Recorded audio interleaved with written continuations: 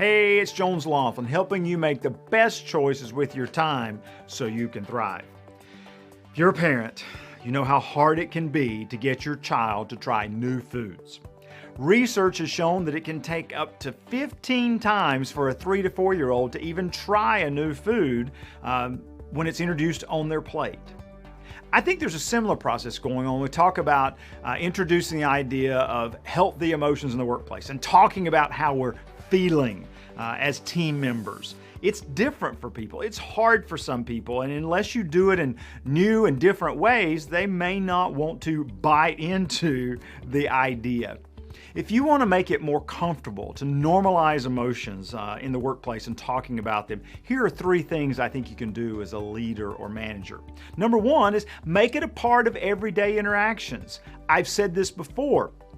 When someone says, "How are you today?" refrain from saying, "I'm fine." Come up with another word that more specifically describes your emotion in the moment, and then be willing to describe why you feel that way if they seem curious. A second way is to build time into meetings, either at the beginning or the end, to talk about emotions and how people are feeling about things. At the beginning of the meeting, you might say, "Before we start our formal agenda today, I just want to check in with everybody. I know I'm feeling," tell how you're feeling, and give them the opportunity. They may or may not want to express it, but at least you've modeled it. Same thing at the end.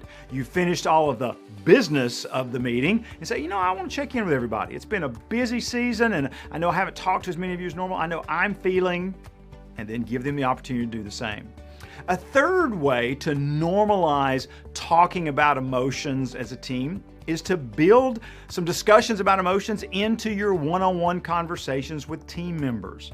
Questions like, give me a word to describe your weekend, or give me a word to describe how you're feeling today, or I just want to check in. How are you feeling about this project or this challenge? Are wonderful opportunities for them to tell you how they're feeling because you've asked them to. Another thing you can do is something called emotional acknowledgement.